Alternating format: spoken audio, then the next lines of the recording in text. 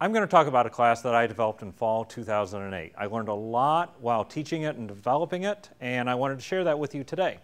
Hi, I'm Scott Moore, and I'm an associate professor in the Ross School of Business at the University of Michigan, and I am also in the Business Information Technology department, and very proudly a Thornell professor.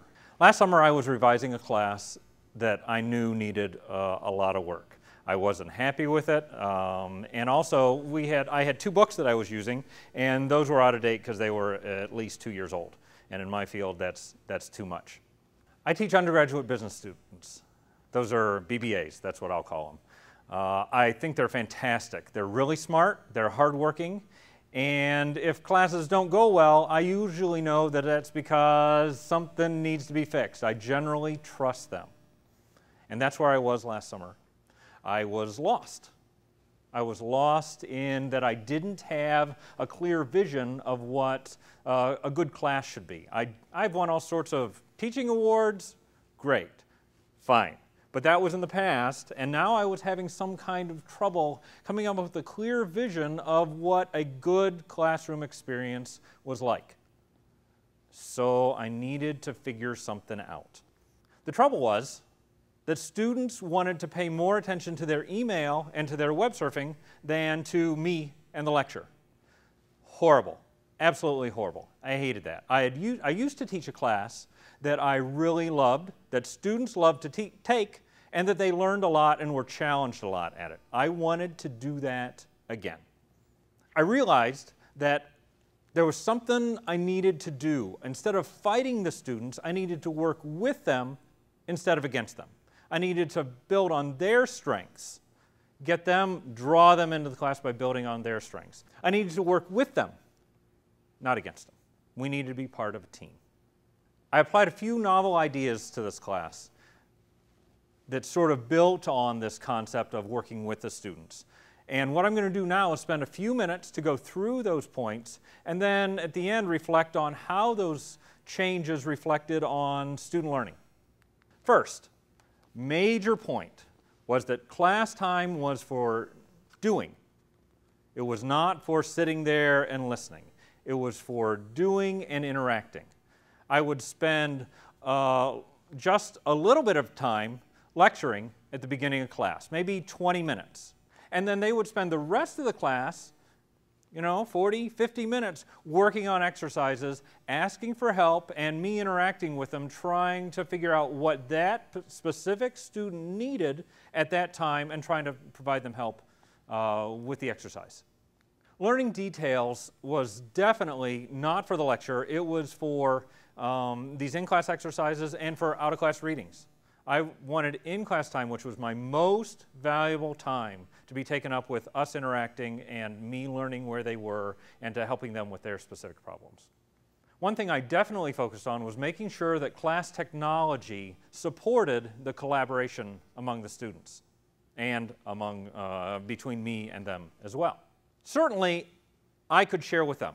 I could use several different voices depending on the situation. I could be authoritative in my announcements. I could be guiding in the exercises that they worked on in class.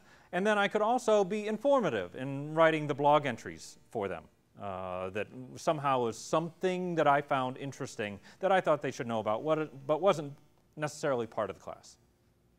But then they could also communicate with me and the other students. I very much encourage the students to write blog entries and just post them to the class website just whenever they wanted to, whenever they found something that would be interesting or useful to the other students or somehow useful for me.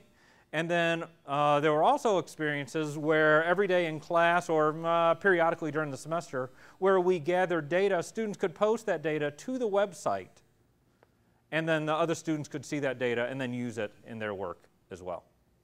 One of the major outcomes of the class was that I taught them to be scientists. They went through and actually gathered data, analyzed the data, evaluated the data, summarized the data, and then wrote up the results and made it publicly available. I wanted them to see what it was like to have to do the work, write up the results, and put it out there for everyone to see.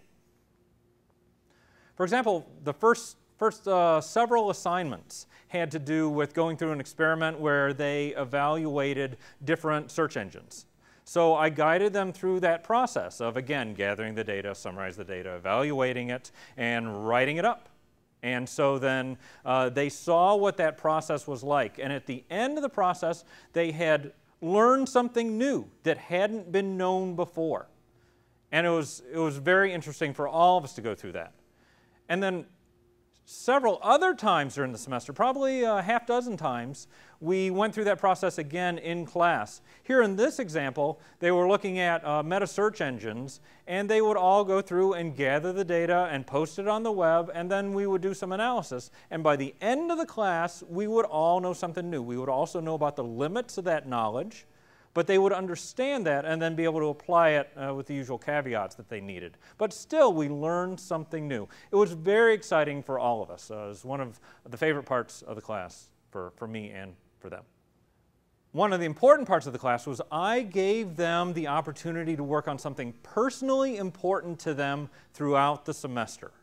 They worked on a term project from almost the beginning of the semester to the very end. Here you can see a whole range of the project ideas that they worked on. And I can tell you that they were each personally interested in these topics, this wide-ranging set of topics. And that really helped them in several different ways throughout the semester. First, it gave them a voice. They could think about these topics outside of class, reflect on it, and I could hear their opinions and their reflections coming through in their writing. There was also motivation. They were interested in the topic, not just for getting a good grade. They were just interested in the topic, and so therefore they thought about it more, and that again showed up in their project. And it also allowed me to encourage collaboration among the students. They were all doing completely different topics, so it was okay that they could talk to each other. They talked to each other about technical problems with the wiki or some other little assignment clarification that they needed. These little sort of annoying frustrations that came up to them during the project, that could all go away, and that just made the whole process go a lot better.